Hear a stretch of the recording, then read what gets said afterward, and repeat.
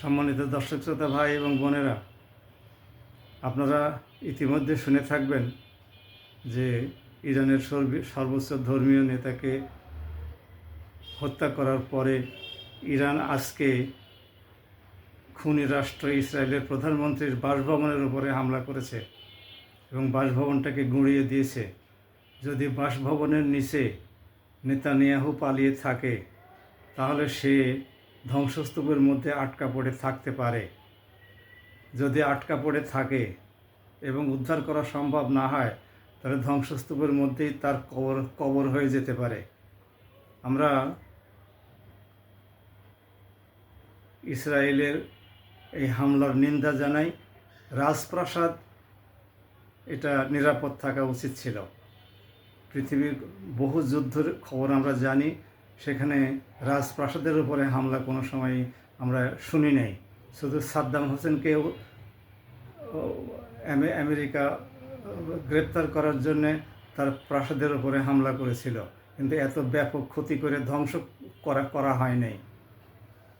যাই হোক, আমরা ইসরায়েলকেও সংযত হতে বলি, ইরানকেও সংযত হতে বলি, আর ইসরায়েলকে তওবা করতে বলি যেন সে আর কোনো মুসলিম রাষ্ট্রের উপরে চোখ রাঙানি না দেখায়।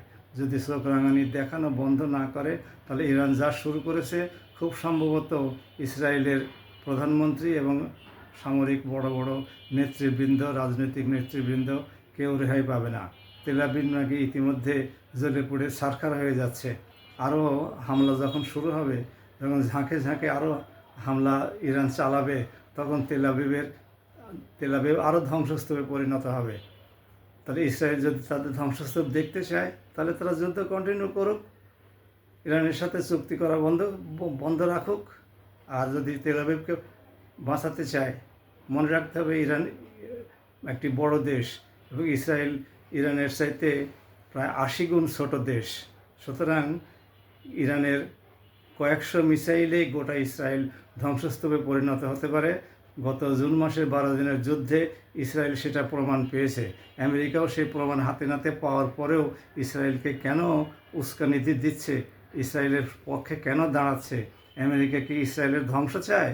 যদি ধ্বংসই চায় তাহলে জেরাল্ড ফোর্ডকে ভূমধ্যসাগরে ইসরায়েলকে পাহারা দেওয়ার জন্য নিয়োগ করেছে কেন? ডিপ্লয় করেছে কেন? জর্ডানেই বা ঘাঁটি গেড়েছে কেন? আমেরিকা পলিটিক্স এত ভালো বুঝে, তাহলে ইসরায়েলকে কিভাবে রক্ষা করতে হবে সেটা তারা জানে না।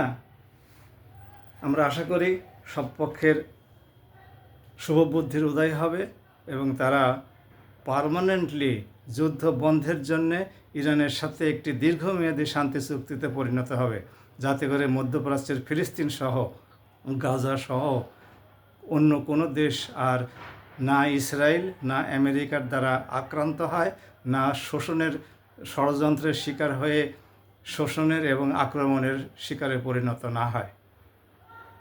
আমেরিকা পাকিস্তান এবং আফগানিস্তানকে যুদ্ধ বাদিয়ে দিয়ে সেদিকে ব্যস্ত রেখেছে। এটা অত্যন্ত দুঃখজনক এবং উদ্বেগজনক। আমরা পাকিস্তান এবং আফগানিস্তান উভয় সরকারকে অনুরোধ করি, আপনারা পারস্পরিক আলোচনার মাধ্যমে ভ্রাতৃঘাতী যুদ্ধ বন্ধ করুন। এই রোজার মাসে আপনারা মুসলমানদেরকে হত্যা করা বন্ধ করুন, তা না হলে কাফেরদের অন্তর্ভুক্ত হয়ে যাওয়ার আশঙ্কা আছে। আশা করি আপনাদের এই সহি বুঝ আল্লাহ দান করবেন। সবাই ভালো থাকুন। আসসালামু আলাইকুম ওয়া রাহমাতুল্লাহ।